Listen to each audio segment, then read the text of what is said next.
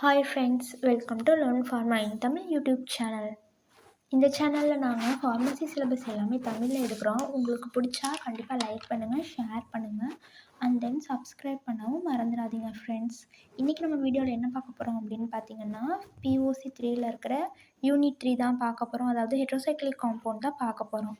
So heterocyclic காம்பவுண்டில் என்ன பார்க்க போகிறோம் அப்படின்னு பார்த்தீங்கன்னா,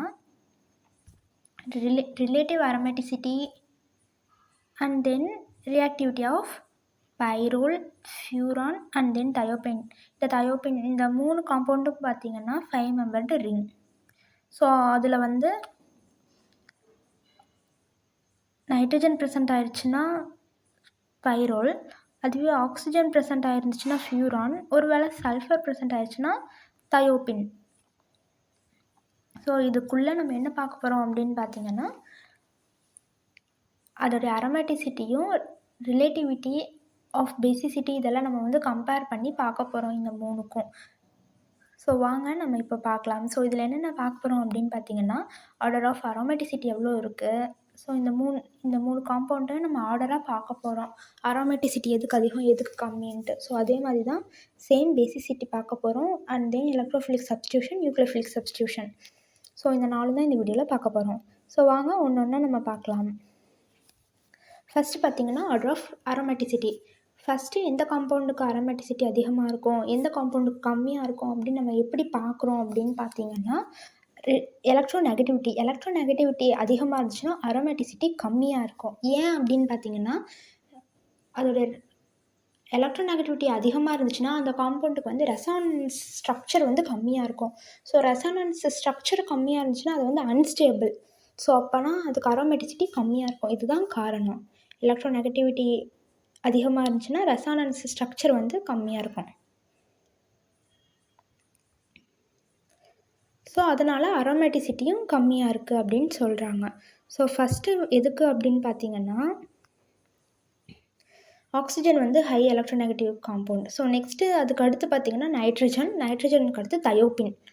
இந்த 3 தான் வந்து பார்த்திங்கன்னா எலக்ட்ரோநெகட்டிவிட்டி ஆர்டர். ஸோ எலக்ட்ரோநெகட்டிவிட்டி அதிகமாக இருந்தால் அதுக்கு அரோமேட்டிசிட்டி கம்மி. அப்போ வந்து ஆக்சிஜனுக்கு எலக்ட்ரோநெகட்டிவிட்டி அதிகம், அப்போ வந்து அதுக்கு அரோமேட்டிசிட்டி வந்து கம்மியாக தான் இருக்கும். பட் தயோப்பினுக்கு வந்து எலக்ட்ரோநெகட்டிவிட்டி கம்மி, அப்போ அதுக்கு அரோமேட்டிசிட்டி அதிகமாக இருக்கும். அதுதான் இங்கே கீழே சொல்லியிருக்காங்க பாருங்கள். பென்சின் கூட கம்பேர் பண்ணும்போது பென்சின் தான் ஃபஸ்ட்டு. எப்பயுமே அரோமேட்டிசிட்டியில் பார்த்திங்கன்னா பென்சின் தான் ஃபஸ்ட்டு. ஸோ அண்ட் தென் தயோப்பின் பார்த்திங்கன்னா செகண்டாக கொடுத்துருக்காங்க. ஏன்னா அதுக்கு தான் அரோமேட்டிசிட்டி கம்மின்னு நம்ம இங்கே பார்த்துருக்கோம் இல்லையா. அரோமேட்டிசிட்டியில் எலக்ட்ரோநெகட்டிவிட்டி கம்மின்னு பார்த்துருக்கோம் இல்லையா தயோப்பினுக்கு. ஸோ அப்போ அதுக்கு அரோமேட்டிசிட்டி அதிகமாக தானே இருக்கும். Next pyrrole and then oxygen வந்து ஹை எலக்ட்ரோநெகட்டிவிட்டி ஆட்டம். ஸோ அதுக்கு அரோமேட்டிசிட்டி வந்து லீஸ்ட்டு, ரொம்ப கம்மியாக இருக்கும். ஸோ இதுதான் ஆர்டர். ஃபஸ்ட்டு பார்த்திங்கன்னா ஃபஸ்ட்டு பென்சினுக்கு தான் வந்து அதிகமாக இருக்கும். அதுக்கடுத்து தயோப்பின். பென்சினை விட கொஞ்சம் கம்மியாக இருக்கும் தயோப்பினுக்கு. அடுத்தது பைரோலுக்கு வந்து தயோப்பினை காட்டிலும் பைரோலுக்கு வந்து அரோமேட்டிசிட்டி கம்மியாக இருக்கும். ஃபியூரானுக்கு வந்து இந்த பென்சின், தயோப்பின், பைரோல் இதை காட்டிலும் ஃபியூரானுக்கு வந்து ரொம்பவே கம்மியாக இருக்கும். எதுன்னு பார்த்தீங்கன்னா அரோமேட்டிசிட்டி. நெக்ஸ்ட்டு பார்த்தீங்கன்னா பேசிசிட்டி வந்து அப்படியே ஆப்போசிட்டு. அதாவது எலக்ட்ரோநெகட்டிவிட்டி அதிகமாக இருந்துச்சுன்னா பேசிசிட்டியும் அதிகமாக இருக்கும் அப்படின்னு சொல்கிறாங்க. எப்படின்னு பார்த்தீங்கன்னா, அதே மாதிரி தான் நம்ம அங்கே எழுதணும் இல்லையா, ஆக்சிஜன், நைட்ரஜன் அண்ட் தென் பார்த்தீங்கன்னா சல்ஃபர். நான் இங்கே டீ போட்டிருக்கேன், அது எஸ்ஸாக மாற்றிக்கோங்க, சல்ஃபர். ஸோ இந்த 3லேயும் பார்த்தீங்கன்னா எலக்ட்ரோநெகட்டிவிட்டி எதுக்கு அதிகம், ஆக்சிஜனுக்கு தான் அதிகம்.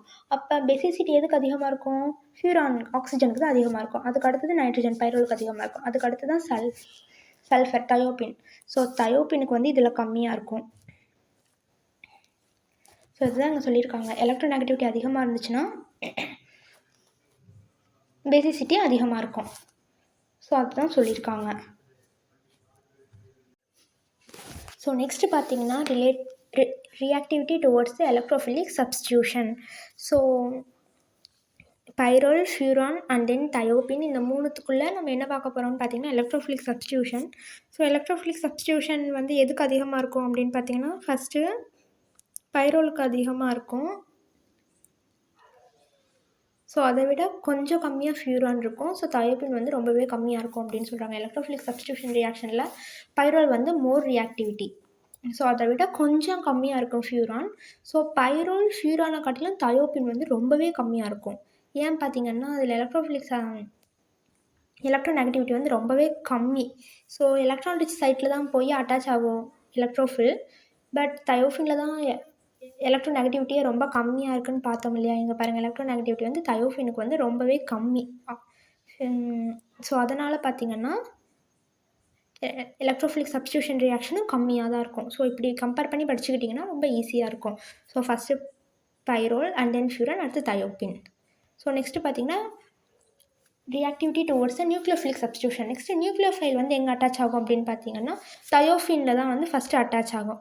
ஏன் தயோஃபின்னு பார்த்தீங்கன்னா எலக்ட்ரோநெகட்டிவிட்டி வந்து ஸோ இதெல்லாம் கம்மியாக இருக்குது. அப்போ நியூக்ளியோஃபிலிக் குரூப் வந்து சட்டுன்னு வந்து அட்டாச் ஆகிரும். எதுலன்னு பார்த்தீங்கன்னா தயோஃபினில். அதுக்கு அடுத்து பார்த்தீங்கன்னா ஃபியூரானில் அட்டாச் ஆகும். இந்த தயோஃபின் ஃபியூரானை விட ரொம்ப கம்மியானது பைரோல். ஏன்னா இதில் எலக்ட்ரோநெகட்டிவிட்டி அதிகம். ஸோ அதனால் நியூக்ளியோஃபைல் வந்து கம்மியாக தான் அட்டாச் ஆகும் அப்படின்னு சொல்லியிருக்காங்க. So first thiophene and then furan, அதுக்கப்புறம் தான் பைரோல். ஸோ இதுதான் பார்த்திங்கன்னா reactivity towards the nucleophilic substitution. So இப்போ வாங்க, ஸோ இது வரைக்கும் சொன்னதெல்லாம் நான் இப்போ ஒரு சின்ன பாக்ஸில் எழுதியிருக்கேன். ஸோ வாங்க பார்க்கலாம். ரிலேட்டிவ் அரோமேட்டிசிட்டி வந்து தயோபினுக்கு அதிகம். ஸோ அதை விட கொஞ்சம் கம்மி பைரோலுக்கு. அண்ட் தென் ஃபியூரானுக்கு வந்து ரொம்பவே கம்மி. ஏன்னு பார்த்தோம்னா அது வந்து ஃபியூரான் வந்து highly electronegative compound. So electronegativity அதிகமாக இருந்துச்சுன்னா அரோமேட்டிசிட்டி கம்மியாக இருக்கும்னு நம்ம ஃபஸ்ட்டே பார்த்தோம். ஸோ அதுதான் இதில் சொல்லியிருக்காங்க. பெசிசிட்டி பார்த்தோம்னா அப்படி ஆப்போசிட். எலக்ட்ரோநெகட்டிவிட்டி அதிகமாக இருந்துச்சுன்னா பெசிசிட்டி அதிகமாக இருக்கும்.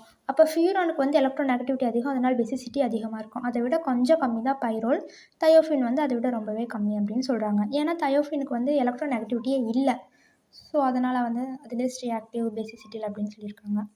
நெக்ஸ்ட்டு வந்து reactivity towards electrophilic substitution. So pyrrole and then furan and then thiophene. But nucleophilic சப்ஸ்டியூஷனில் தயோபின் தான் அதிகம், அதுக்கடுத்தது ஃபியூரான், அதுக்கப்புறம் பைரோல். ஸோ இதுதான் பார்த்திங்கன்னா relative aromaticity and reactivity of pyrrole, furan and thiophene. லாஸ்ட்டாக பார்த்திங்கன்னா எலக்ட்ரோஃபிலிக் சப்ஸ்டியூஷன் மேக்ஸிமம் எங்கே வந்து நடக்கும் அப்படின்னு பார்த்திங்கன்னா எல்லாமே செகண்ட் பொசிஷன் தான். பைரோலுக்கும் சரி, ஃபியூரானுக்கும் சரி, தயோபினுக்கும் சரி, மேக்ஸிமம் எங்கே வந்து அட்டாச் ஆகும் அப்படின்னு பார்த்தீங்கன்னா இந்த செகண்ட் பொசிஷனில் தான் வந்து அட்டாச் ஆகும். ஸோ இது 1, 2, இது 3ன்னு சொல்லுவாங்க, இங்கே 4 அண்ட் தென் இங்கே வந்து 5.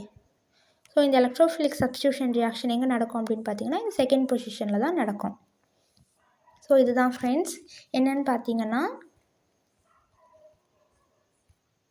Relative aromaticity and reactivity of pyrrole, furan and thiophene. So இது உங்களுக்கு புரிஞ்சிருக்கும்னு நினைக்கிறேன். உங்களுக்கு ஏதாவது டவுட் இருந்தால் கண்டிப்பாக கமெண்ட் செக்ஷனில் கேளுங்கள். தேங்க்யூ ஃப்ரெண்ட்ஸ், தேங்க்யூ ஃபார் வாட்சிங்.